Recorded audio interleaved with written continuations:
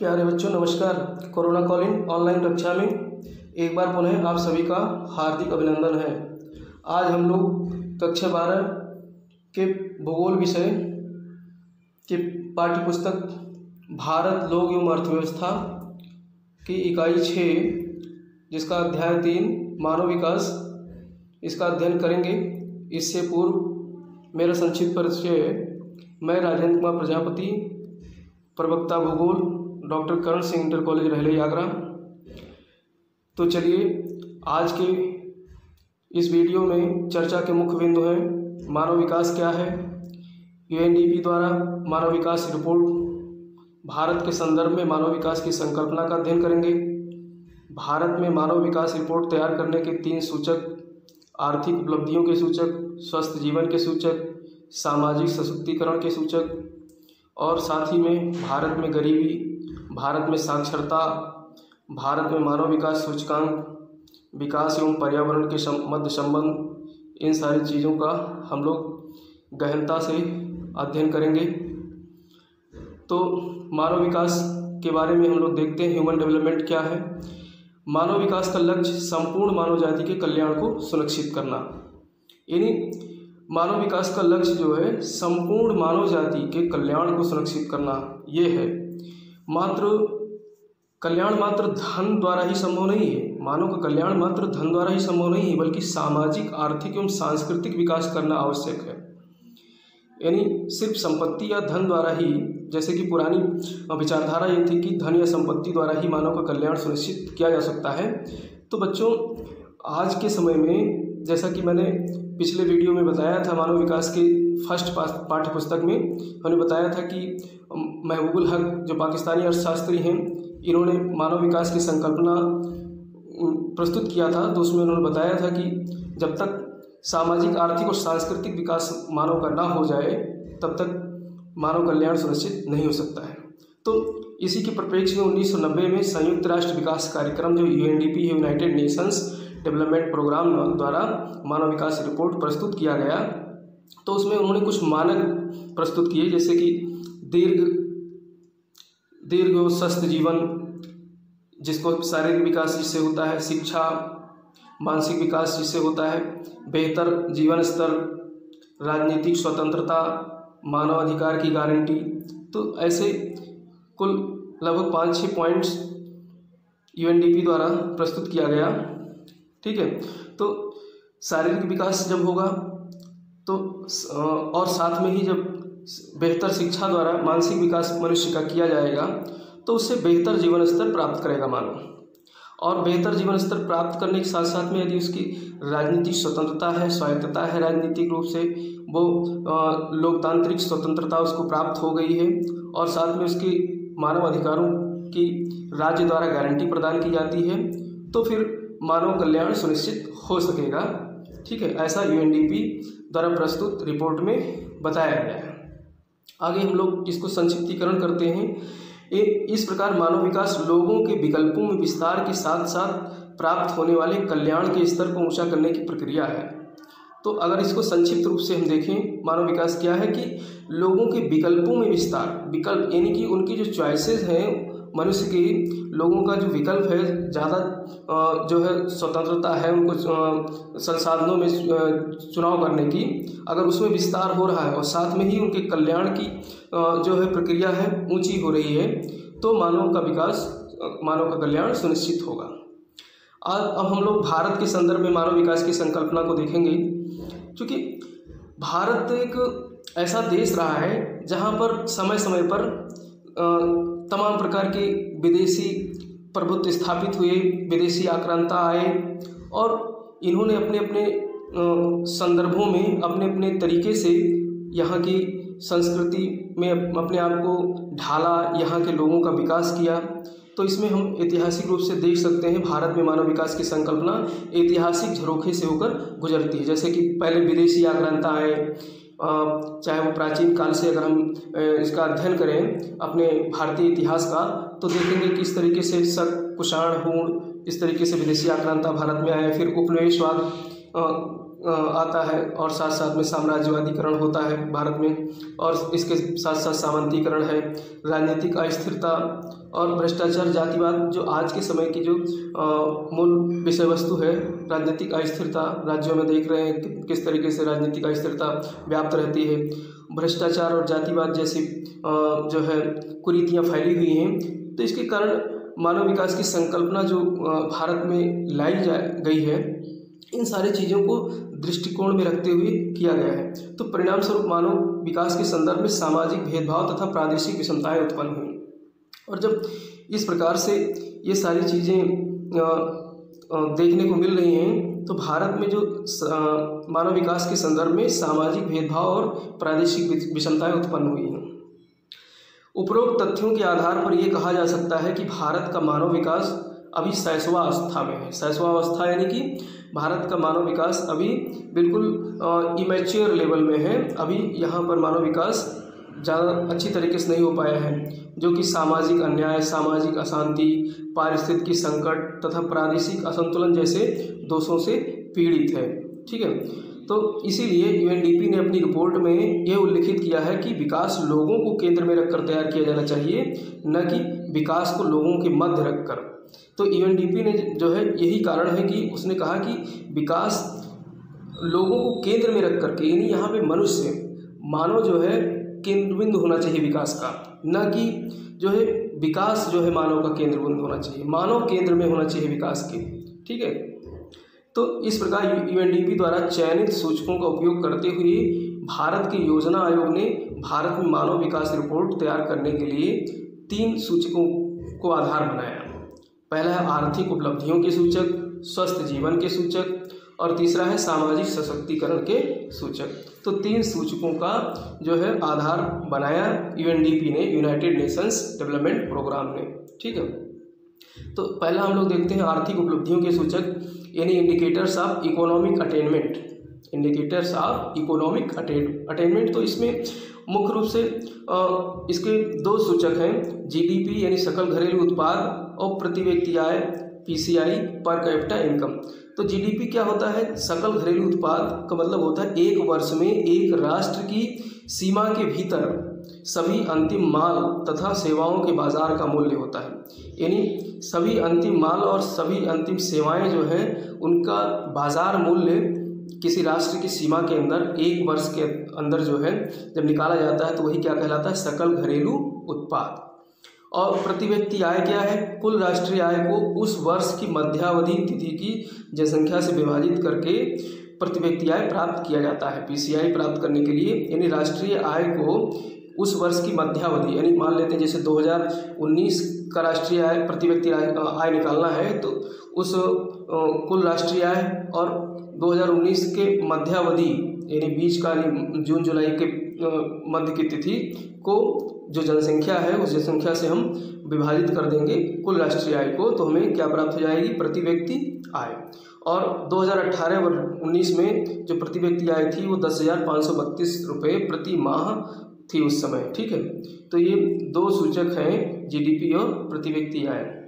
अब यहाँ पर हम लोग राज्यवार अगर देखें तो ये हम देख सकते हैं जो रेड वाली लाइन है, रेड वाले राज्य हैं ये है निम्न प्रति व्यक्ति आय वाले राज्य, और ग्रीन वाले ये उच्च प्रति व्यक्ति आय वाले राज्य हैं। इसमें अगर इसको हम ब्रीफ रूप से देखें तो उत्तर भारत के ज़्यादातर राज्य जो है वो निम्न प्रति व्यक्ति आय के तहत आते हैं और दक्षिण भारत के अधिकांश राज्य उच्च प्रति व्यक्ति आय की सीमा में आते हैं, जिसमें जम्मू कश्मीर निम्न प्रति व्यक्ति आय में है। जम्मू कश्मीर हो गया आपका, हिमाचल प्रदेश हो गया, उत्तराखंड, उत्तर प्रदेश, बिहार, ठीक है, और इसके अलावा झारखंड, पश्चिम बंगाल, उड़ीसा, छत्तीसगढ़, मध्य प्रदेश, राजस्थान, ये सब किस में आते हैं? निम्न प्रति व्यक्ति आय में आते हैं। और अगर उच्च प्रति व्यक्ति आय की बात करें तो इसमें आप उत्तर भारत में केवल पंजाब और हरियाणा और दिल्ली एनसीआर वाला क्षेत्र आता है, और इसके अलावा आपका दक्षिण भारत में जो है केरल है, तमिलनाडु है, आंध्र प्रदेश है, तेलंगाना है, महाराष्ट्र है, ठीक है, और गुजरात है। ये सारे किस में आते हैं? उच्च प्रति व्यक्ति आय के अंतर्गत आते हैं। ठीक, देखिए तेंदुलकर समिति ने गरीबी रेखा का निर्धारण किया था। तेंदुलकर समिति जो है इसका गठन सरकार ने किया था तेंदुलकर की अध्यक्षता में। तो उसने ग्रामीण क्षेत्र के लिए 816 रुपये प्रति व्यक्ति, 816 रुपये मतलब प्रतिदिन प्रतिदिन नहीं 816 रुपये निर्धारित किया था। और शहरी क्षेत्र के लिए 1000 रुपये निर्धारित किया था तेंदुलकर समिति ने। इसके नीचे अगर 816 रुपये के नीचे व्यक्ति की आमदनी है तो वो गरीबी रेखा के नीचे, 816 रुपये से ऊपर है तो वो गरीबी रेखा से ऊपर आएगा ग्रामीण क्षेत्रों में। और शहरी क्षेत्रों में यही 1000 रुपये के अंतर्गत रखी गई थी। तो ये हम इस तरीके से मान सकते हैं कि ये एक लाइन है, ये लाइन है शहरी क्षेत्र के लिए और ये ग्रामीण क्षेत्र के लिए लाइन है गरीबी रेखा के निर्धारण हेतु। आरबीआई की वार्षिक रिपोर्ट के आधार पर वर्ष 2018 में 29.8% जनसंख्या गरीबी रेखा से नीचे जीवन यापन कर रही थी। तो ये एक आंकड़ा है आरबीआई यानी कि रिजर्व बैंक ऑफ इंडिया ने जो वार्षिक रिपोर्ट प्रस्तुत की थी 2018 के आधार पर, तो उसमें उसने बताया था कि भारत की कुल जनसंख्या का 29.8% जनसंख्या गरीबी रेखा के नीचे जीवन यापन कर रही है। इसमें अगर हम राज्यवार देखें तो हम पाते हैं कि उड़ीसा जो है सबसे गरीब राज्य है। 57.2% जो है प्रदेश की कुल जनसंख्या का यहाँ पर गरीबी रेखा के नीचे है। इसी प्रकार से हम देख सकते हैं बिहार, छत्तीसगढ़, दादरा नगर हवेली और मध्य प्रदेश, झारखंड, उत्तर प्रदेश, त्रिपुरा, महाराष्ट्र, मणिपुर। तो इस तरीके से ये जो है पूरे क्या है गरीबी रेखा से नीचे जीवन यापन करने वाले राज्यों की जो है प्रतिशत के रूप में जनसंख्या के उसका आंकड़ा है। और अगर हम संख्या के रूप में देखें, जनसंख्या के रूप में देखें तो सबसे, चूँकि उत्तर प्रदेश सबसे अधिक जनसंख्या वाला राज्य है, तो यहाँ पर हम देख सकते हैं उत्तर प्रदेश की जनसंख्या में जो है जो गरीब जनसंख्या है वो 737 लाख के आसपास है, जो कि कुल जनसंख्या का 20.8% है। इसी प्रकार से बिहार है दूसरे नंबर पे, फिर महाराष्ट्र है, मध्य प्रदेश, यानी जितने बड़े राज्य हैं जनसंख्या वाले वो गरीबी जनसंख्या उस राज्यों में अधिक है। तो इसे हमें याद रखना है। उत्तर प्रदेश, बिहार, महाराष्ट्र, मध्य प्रदेश, पश्चिम बंगाल, आंध्र प्रदेश, इसी कैटेगरी में आगे राजस्थान, उड़ीसा, कर्नाटक, झारखंड, छत्तीसगढ़, तमिलनाडु। तो ये सब क्या है जो है अधिक जनसंख्या रखने वाले, गरीबी रेखा से नीचे जीवन यापन करने वाले अधिक जनसंख्या वाले राज्य हैं। ठीक है, अब हम दूसरा इंडिकेटर देखेंगे, स्वस्थ जीवन के सूचक। स्वस्थ जीवन के सूचक इसमें 3 इंडिकेटर्स मुख्य रूप से हैं: रोग व पीड़ा मुक्त जीवन, दीर्घ आयु और संतुलित लिंगानुपात। भाई देखिए, व्यक्ति जब उसका जीवन स्वस्थ होगा, पहले हमने चर्चा की किस तरीके से वो आर्थिक रूप से सशक्त होगा। फिर दूसरा इंडिकेटर है स्वस्थ जीवन, और स्वस्थ जीवन तभी होगा, स्वस्थ जीवन की परिभाषा क्या है? व्यक्ति रोग मुक्त, पीड़ा मुक्त जीवन व्यतीत कर रहा हो और उसकी आयु लंबी हो। और ये तब संभव होगा जब किसी भी देश की सीमा में स्त्री और पुरुषों की जो बीच की का अनुपात है वो समान हो, लगभग लिंगानुपात संतुलित हो। तो रोग व पीड़ा मुक्त जीवन कब होगा? जब उत्तम स्वास्थ्य सुविधाएं उपलब्ध होगी और पर्याप्त पोषण लोगों को मिल रहा होगा, तभी तो रोग और पीड़ा मुक्त जीवन व्यतीत करेंगे लोग। और दीर्घायु कब होगी? जब मृत्यु दर कम होगी और जीवन प्रत्याशा में वृद्धि होगी। मृत्यु दर कम होगी, लोगों के मरने की दर कम होगी और जीवन जीने की प्रत्याशा अधिक होगी, तभी तो लोग दीर्घायु व्यतीत करेंगे। और जब दीर्घायु व्यतीत करेंगे तभी तो जो है मानव कल्याण सुनिश्चित किया जा सकेगा। और साथ में लिंगानुपात भी संतुलित हो। और लिंगानुपात 2 प्रकार से निकालते हैं। बाल लिंगानुपात होता है जो 0 से 6 वर्ष की आयु के बीच के स्त्री पुरुषों का अनुपात होता है, और एक सामान्य लिंगानुपात सामान्य व्यक्तियों का होता है। ठीक है, तो इसमें हम लोग देखते हैं 1951 में मृत्यु दर जो थी वो 25.1 प्रति हजार थी, जो कि 2019 में घटकर 7.27 प्रति हजार पर आ गए।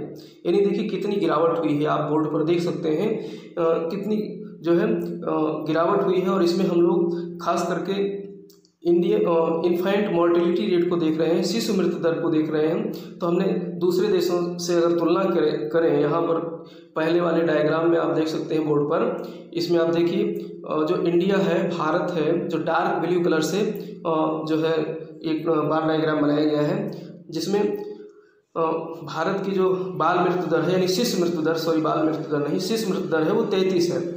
और पड़ोस में ही बांग्लादेश है जिसकी 27 है बाल मृत्यु दर, शिशु मृत्यु दर, और पास में ही नेपाल है जिसकी 28 है, और श्रीलंका तो 8 है, बहुत ही कम है शिशु मृत्यु दर। लेकिन पाकिस्तान से अगर तुलना करें तो भारत काफ़ी बेहतर स्थिति में है। पाकिस्तान में 61 है, और चाइना में 8 है, भूटान की 26 है, म्यांमार की 39 है। तो नहीं, पड़ोसी देशों की तुलना में हमारी स्थिति जो है कुछ राष्ट्रों से बेटर है और कुछ राष्ट्रों से खराब है।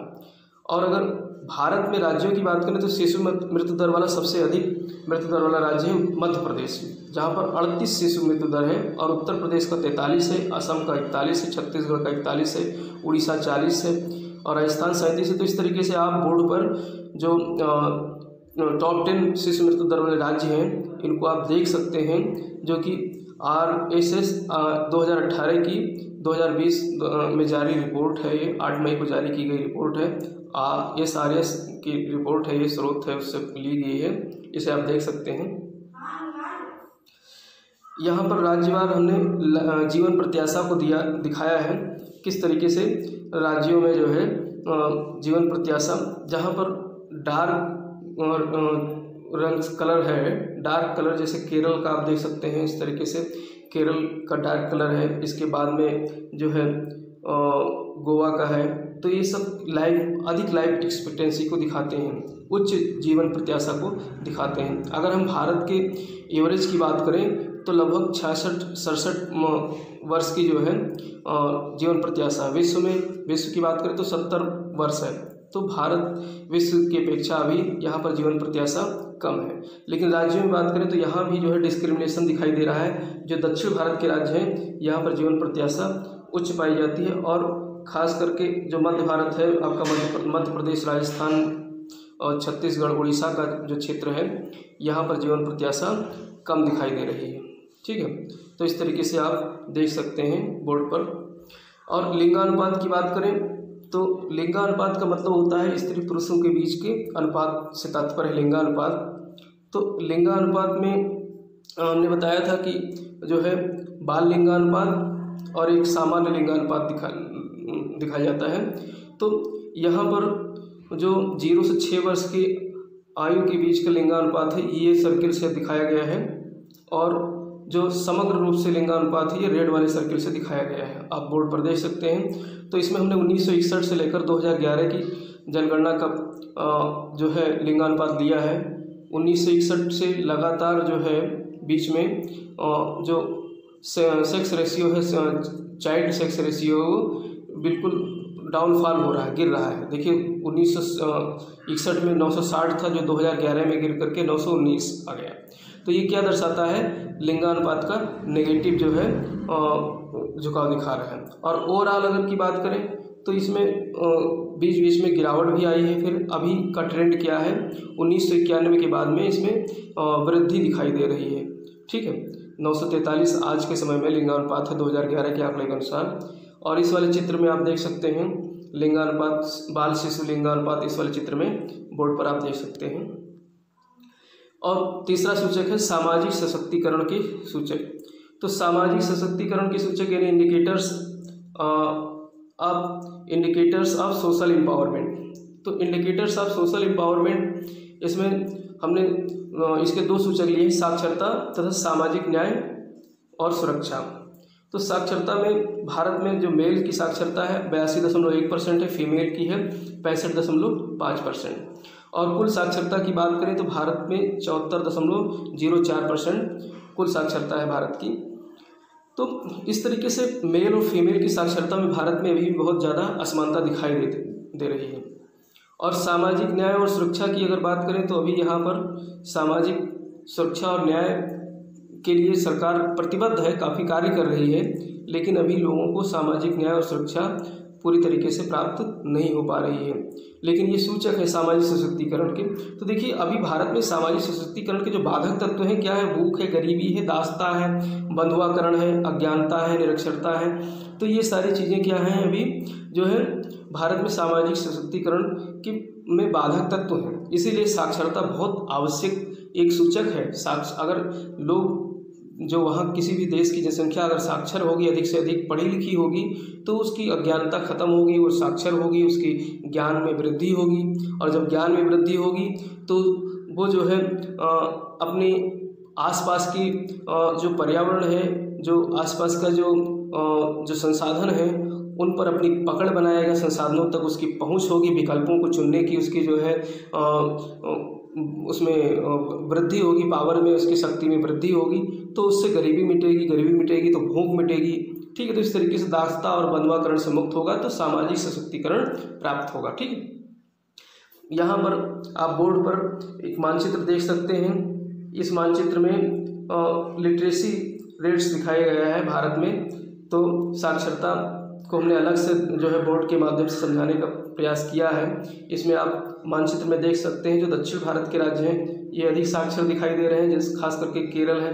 यहाँ पर देखिए केरल 94% साक्षर है। और अगर यूनियन टेरिटरीज की बात करें तो लक्षद्वीप दूसरे नंबर पे है, फिर मिजोरम नॉर्थ ईस्ट का राज्य है, गोवा अच्छा साक्षर है। तो इस तरीके से आप टॉप 10 जो है साक्षर देख सकते हैं। और अगर सबसे वर्स्ट राज्यों में बात करें साक्षरता में तो बिहार सबसे निचले पायदान पर है। तो इन्हें आप जो है इनके स्क्रीनशॉट लेकर के आप इनका अध्ययन कर सकते हैं। जो बोर्ड पे जो दिखाया गया चित्र है, जो फिगर है, इसे आप स्क्रीनशॉट लेकर के इसको आप पढ़ सकते हैं, तैयार कर सकते हैं। ठीक है, और भारत में राज्यवार मानव विकास सूचकांक, चूँकि 1990 के बाद से जो है विश्व में भी मानव विकास सूचकांक तैयार किया जा रहा था, और उसके साथ साथ में भारत ने भी अपना एक मानव विकास सूचकांक राज्यवार तैयार किया। तो राज्यवार मानव विकास सूचकांक तैयार किया। तो यहाँ पर आप चित्र में देख सकते हैं जो डार्क ग्रीन है, जैसे केरल है बहुत ज़्यादा डार्क ग्रीन में है, तो ये काफ़ी उच्च मानव विकास सूचकांक को दर्शाता है। ठीक है, और जो ये येलो कलर है, डार्क ऑरेंज कलर है, ऑरेंज कलर ये बहुत ही निम्न जो है मानव विकास सूचकांक को दर्शाता है। तो इस तरीके से हम देख सकते हैं यहाँ भी जो दक्षिण भारत के राज्य इसमें काफ़ी जो है आगे जा रहे हैं। तो यहाँ पर इन सारी चीज़ों से एक बात तो सिद्ध होती है कि दक्षिण भारत में साक्षरता भी अच्छी है, उनका सामाजिक सशक्तिकरण भी अच्छा है, ठीक है, आर्थिक रूप से सशक्त है। तो यही कारण है कि उनका मानव विकास सूचकांक भी उच्च स्तर को प्राप्त करता है। और अंततः हम जो है इसको विकास के साथ साथ देख सकते हैं प्रादेशिक विषमताएं उत्पन्न हुई हैं, सामाजिक असमानताओं में वृद्धि हुई है। अभी जब विकास होगा तो भारत में, चूँकि हमने बताया ना कि भारत में विकास किस तरीके से हुआ है, ऐतिहासिक आईने से हमने देखा कि किस तरीके से यहाँ पर विदेशी आक्रांता आए, उसके बाद में जो है साम्राज्यवाद, उपनिवेशवाद जैसे चीज़ों का जो है यहाँ पर प्रसार हुआ। तो इसके कारण विकास जब हुआ तो प्रादेशिक विषमताएं उत्पन्न हुई और इसके साथ साथ सामाजिक असमानताओं में वृद्धि हुई। और जब विकास हुआ तो लोगों का विस्थापन भी हुआ, जैसे पहाड़ी क्षेत्रों में विकास किया गया तो वहाँ से जंगल काट करके लोगों का विस्थापन किया गया, मानवाधिकारों का लोगों का हनन हुआ भाई, और मानवीय मूल्यों में गिरावट आई। आज आप देख सकते हैं किस तरीके से मानवीय मूल्यों में गिरावट आ रही है, और पर्यावरण निम्नीकरण हुआ। तो ये विकास के साथ साथ चलने वाले कुछ ड्रॉबैक्स हैं, कुछ इसके जो है स्याह अध्याय है, काले अध्याय हैं। तो इसका क्या किया जा सकता है? अतः हमने निष्कर्ष रूप से निकाला है कि विकास की प्रक्रिया में जनसंख्या तथा संसाधनों के मध्य समुचित संतुलन बना रहना अत्यंत आवश्यक है। तो विकास की प्रक्रिया में जनसंख्या तथा संसाधनों के मध्य उचित संतुलन बना रहना अत्यंत आवश्यक है। यानी जनसंख्या, भारत की सबसे बड़ी समस्या क्या है? तीव्र गति से बढ़ती हुई जनसंख्या और उसके अनुपात में संसाधन सीमित है। तो यहाँ पर जनसंख्या और संसाधनों के मध्य उचित संतुलन स्थापित करके इन समस्याओं से निजात पाया जा सकता है, जिसमें सबसे प्रमुख समस्या है पर्यावरण का निम्नीकरण। ठीक है, तो इसी के साथ जो है बहुत बहुत धन्यवाद आप लोगों का। नमस्कार।